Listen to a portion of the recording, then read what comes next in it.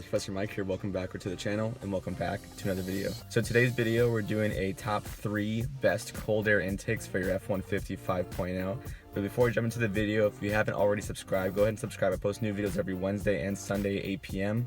And if you're wondering what I've done to this truck specifically, I have a link in the description of every mod I've done to the truck so far. So you can just go ahead and click on that. Go ahead and purchase different items and different products, different parts that I have for this truck. Also, if you're wondering about how you can invest for car mods or truck mods, I actually have some link in the descriptions for different brokerages that I use. And if you do sign up, I do get a small kickback, and actually will give you a free stock and I'll get a free stock and everybody's happy. But other than that, let's jump right into the video. Alright, so number one, one of the best cold air intakes on the market is going to be the CAI Series 77 intake.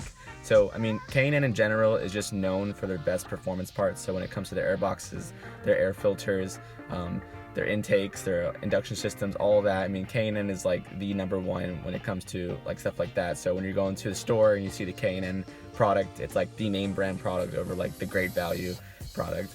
So CAI is the most bang for your buck in performance. So the CAI 77 series in particular is the one I'm talking about.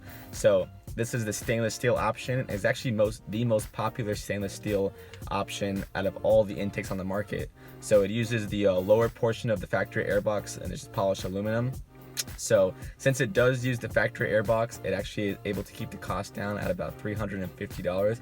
So $350 for an intake is actually relatively really good, especially for CAI. So it's definitely a steal on that.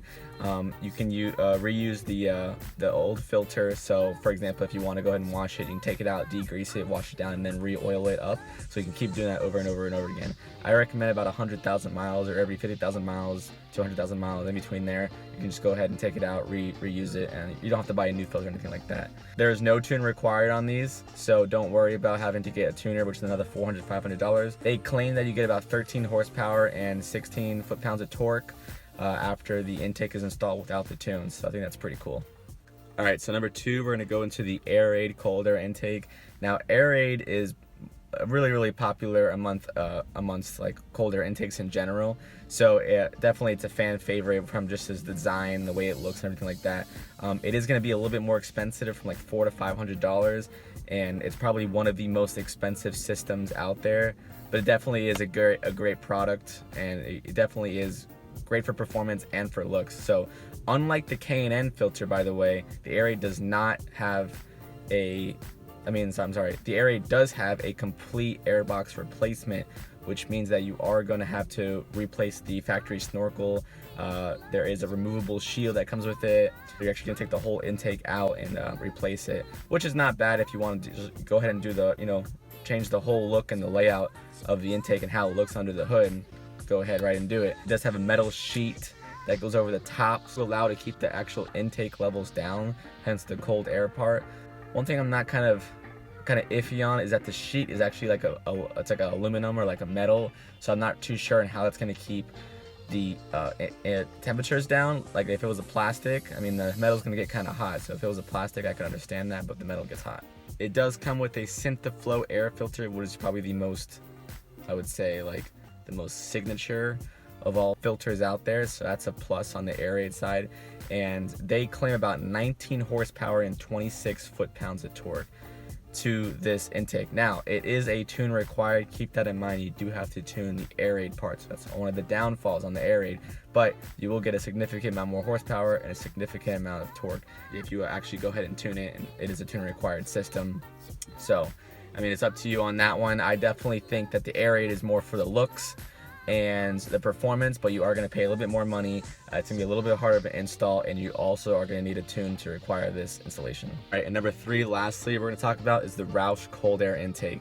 So as you guys know, Roush is one of the most popular in the Ford community. I mean, they have a lot of partnerships between the Mustang and the F-150. I mean, Roush is just the way to go. I had Roush on my Mustang, and I definitely will be adding Roush to the F-150 in the near future.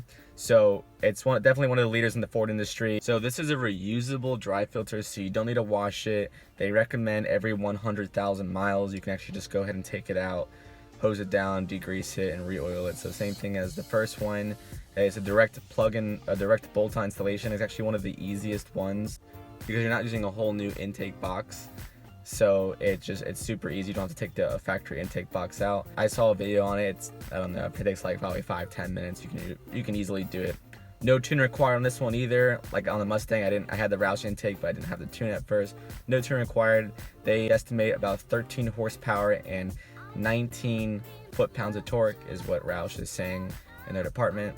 And the kit's gonna run you about $400, so it's pretty standard, especially for Roush, Roush products or Roush parts. So $400, anywhere from like $350 to $450 is like the standard. Anything over that, $500, $600 is definitely gonna be a lot for an intake, especially if there's no tune required. So like the Airaid was the most expensive one because that one requires a tune, and with that you definitely get more horsepower and more torque out of that. But with the Roush, it definitely sounds cool because it is an open air box, so you can definitely hear the intake swooshing as you step on the gas and accelerate. I think that was super cool, so I might go with that. I think that was probably the most favorite on the top 3, but I don't know.